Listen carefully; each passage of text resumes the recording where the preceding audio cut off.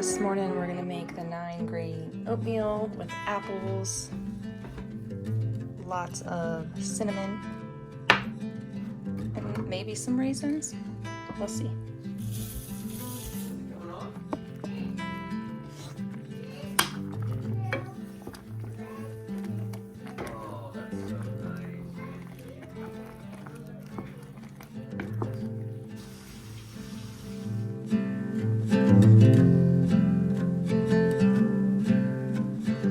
Okay, Erin's making a prime rib for Christmas, or probably before Christmas. It's pre-Christmas. Pre-Christmas prime rib.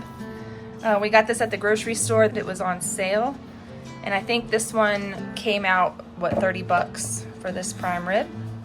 And so far, you've done what, salted Salt, it? and then clarified butter. On all sides? Yeah. You need to flip it over? No, it's good. These sides, because everything else is going to melt. And then herbs de Provence. Herbs de Provence. We're gonna season it up only because the French guy on YouTube told us to do it. What's his name? I'm not sure, but he's awesome. And Erin covered it in salt, a little bit of herbs de Provence. We weren't gonna put any seasonings on it, but we had the seasonings, and the French guy Yeah, it's Christmas. said you had to decorate a little bit with some seasonings. Oh yeah, there's the ribs. Yeah, so we'll cut them out. This is a bone-in. This is a bone-in roast. This is the butter that we put on it. We just made that on the stove top. You just slowly cook the butter and remove all the white fat solids from it, and you get clarified butter, or ghee. Yeah, one's more nutty than French, I guess. And then we're gonna do this at like 225 for 3 hours. And do a reverse sear. Take it out, let it rest for an hour, and then 500 for 10 minutes. I've watched the video like 20 times to make sure I do it. You will, and I'm sure we'll watch the video one more time. And then in the refrigerator. Yeah, we'll take it out of the fridge about an hour or so before we cook it, let it room temp up. Next up, my plan was to make some potato leek soup. That is one of our favorite soups in the family. So we're gonna start out and pretend like that's what I'm doing here. But what it's gonna turn into is a very fancy mashed potato. It's gonna be a fancy restaurant potato mash. So all I would have to do if I wanted it to be potato leek soup is add another jar of broth, but I'm gonna start out with one jar. It's gonna be really thick, and then we're gonna end up enjoying this as a side dish to our prime rib. I, however, am only gonna taste the prime rib. I'm not gonna get to enjoy it as much as the family because of pancreatitis. I can't eat meat right now. So, working on that. And this potato leek soup is for me to enjoy as well, so I am gonna have some of this. We're starting out with some coconut oil in the bottom of our Instant Pot, and then we are going to cut up these cleaned leeks. I cut the ends off and then cut the stalks in half and submerge them in the water to get all of the grit and grime out from between the leek leaves, or the leek layers. And now we are chopping them up really thin and fine and starting to saute them in our Instant Pot so that they wilt down and become translucent. While those cook, we are going to clean up our potatoes and get those chopped into equal sized chunks, and then we're going to place those into our Instant Pot.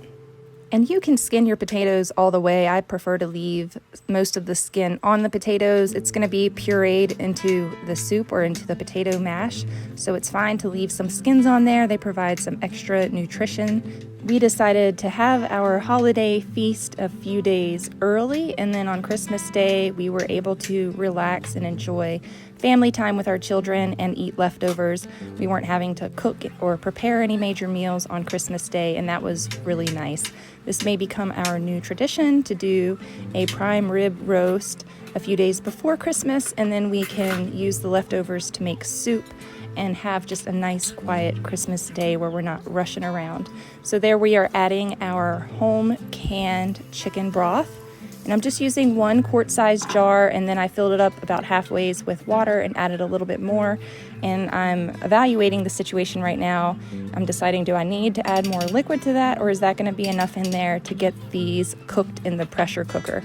I'm just going to put the glass lid on this, or maybe even the pressure cooker lid. You can use that as well when you slow cook it, and it's going to slow cook for about 2 hours. You can also pressure cook it for 10 to 15 minutes, and then you can blend it all together. So there's a variety of methods that you can do this. If you want to set it and forget it, use the pressure cooker timer method. If you want to slow cook it, you can do that. If you want to just boil it until all of your vegetables are tender and keep an eye on it, you can do that for 30 minutes on your stove top. Here's everything in the Instant Pot. I threw in some garlic in there as well. So it's pretty simple. It's just potatoes, leeks, some garlic, some Redmond's real salt, a little bit of cracked pepper, and then I'm going to add about a teaspoon of thyme just to give it a little bit of herby flavor to it. Not too much though, we don't want to overpower it. And all of this is going to marry together nicely, and then when it comes time and everything's tender, we're going to use our immersion blender to blend this up, and we can add more liquid to make it more soup, or we can keep it a thicker potato mash delicacy. We're having a slight change of plans. I'm actually going to be the one who starts the roast beef in the oven at 250 degrees, and we are going to get this cooking for 2 to 3 hours. I insert my thermometer, and that is going to tell me exactly what the temperature is. Aaron wants it around 120 degrees internal temp. This is the soup after it's been slow cooking for 2 hours, so we're just gonna blend it up. Might add a can of coconut cream, we'll see. I have loved having this immersion blender in my kitchen. I got it years ago, and I've used it for everything, for mixing up large batches of hot chocolate, to mixing up applesauce, blending up applesauce, blending my soups. This eliminates having to transfer to a food processor or to a blender. I can just do all of my blending right here in the pot. Check out my Amazon storefront down below in this video's description. You're gonna find all the deals on my favorite kitchen gadgets. The potato leek soup recipe is linked down below in this video's description. As you can see, I left it on the thicker side and garnished with some vegan nutritional yeast, or you can garnish with sour cream. And this is the roast after 3 hours at 250 degrees. We are going to pull this out and wrap it.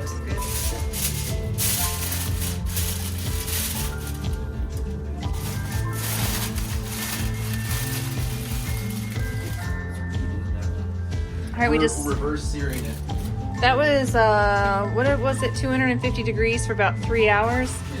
And then now it's resting for an hour underneath of this, and then we're gonna put it in the oven and sear it, reverse the sear. All right, we've got butter on top. For the brown crust. 500 degrees. 500 for 10 minutes.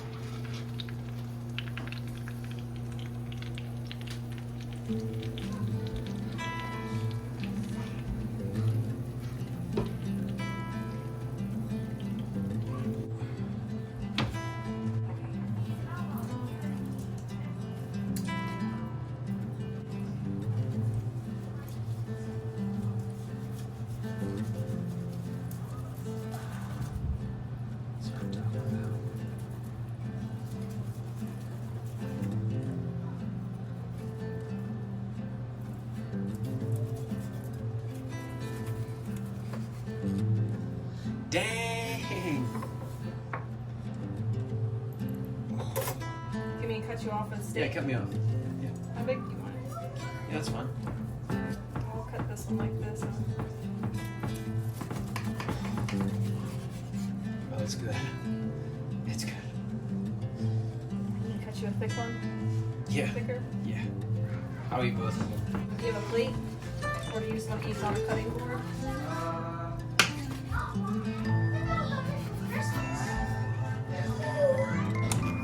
Oh my gosh, it's perfect.